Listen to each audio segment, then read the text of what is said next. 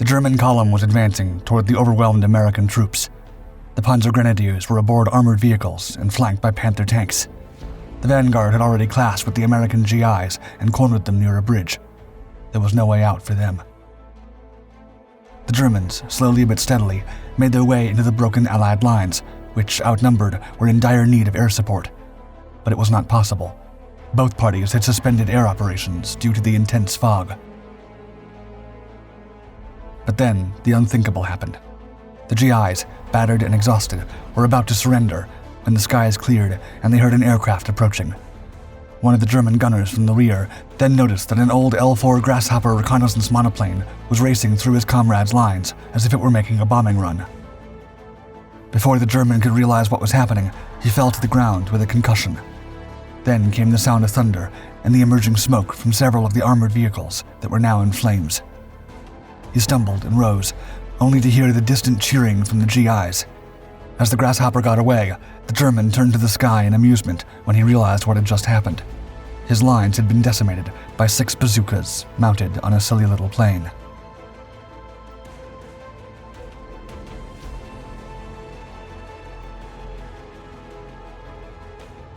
Long before the apparently innocent L-4 Grasshopper put the German forces in an unexpected pickle, another iconic aircraft bore the brunt of the German onslaught during the Battle of Britain. A brave Spitfire Mark 1A, flown by Australian ace of aces Pat Hughes, the unique aircraft achieved 17 victories before being shot down and then recovered as a wreck. Today, it rests with the Hunter Fighter collection, destined for a glorious restoration, and you can own a small piece.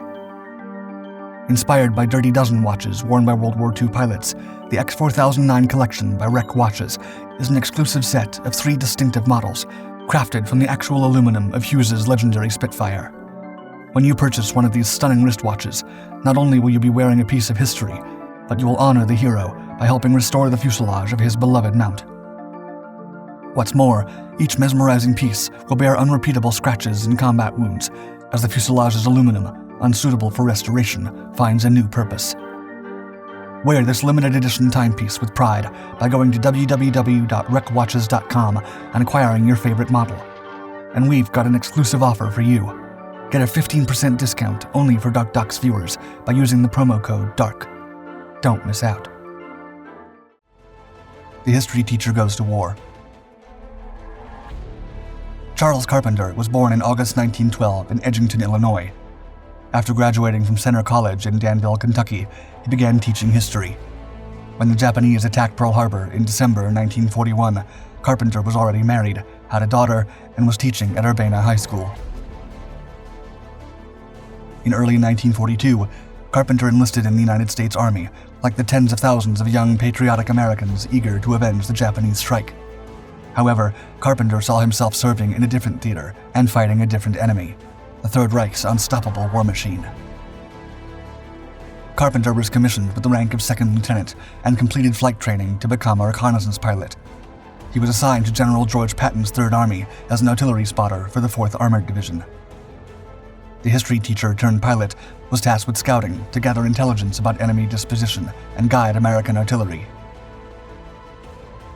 Carpenter was pleased with his job as an artillery spotter. It was fairly safe. Enemy troops rarely fired against his inoffensive and unarmed reconnaissance airplane to avoid being detected. Nonetheless, as the war continued, Carpenter grew weary of his passive role as a spotter and sought to participate in more active combat roles.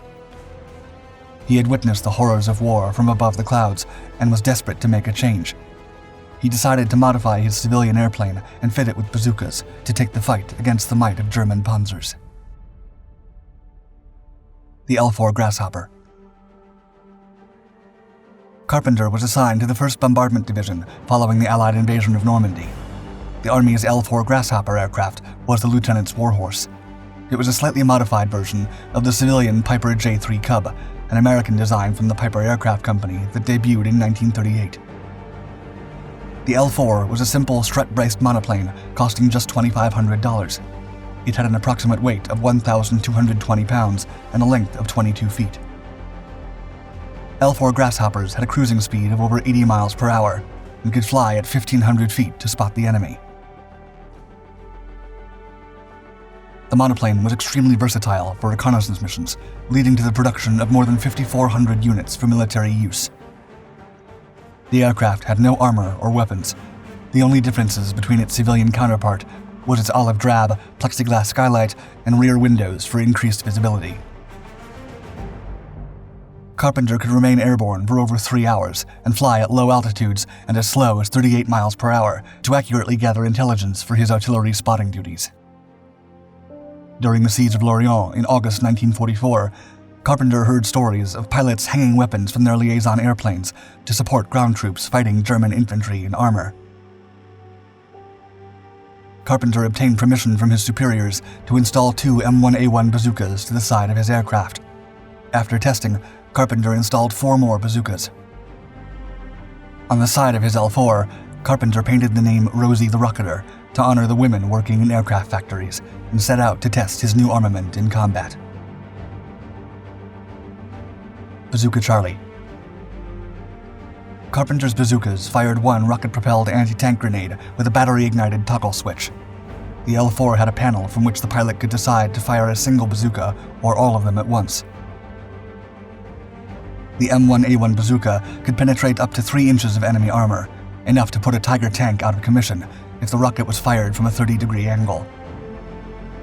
German Panthers and Tigers were invincible from the front, but not from above, where their armor was thin. Carpenter exploited this during his artillery spotting missions. Carpenter's attack maneuvers were simple but risky. No one thought an unarmed L-4 could fight head-on against armored formations of panzers. In an article, Carpenter's daughter, Carol Apaki, would later write, quote, "It was like a sparrow trying to attack an elephant." After spotting an enemy tank from above, Carpenter's L-4 would quickly descend at an angle, fire the rockets, and drive away before the enemy realized what hit him. Carpenter began to immobilize tanks with his reckless tactics, earning him the nickname Bazooka Charlie after word got around that he had knocked out several armored cars and immobilized 1 Tiger and 1 Panther tank.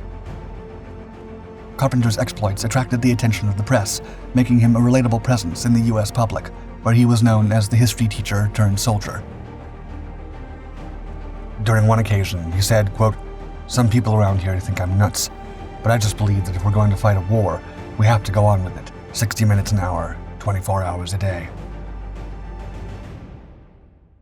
The Bald Eagle. Bazooka Charlie was promoted to major and became General John S. Wood's private pilot, besides his artillery support missions.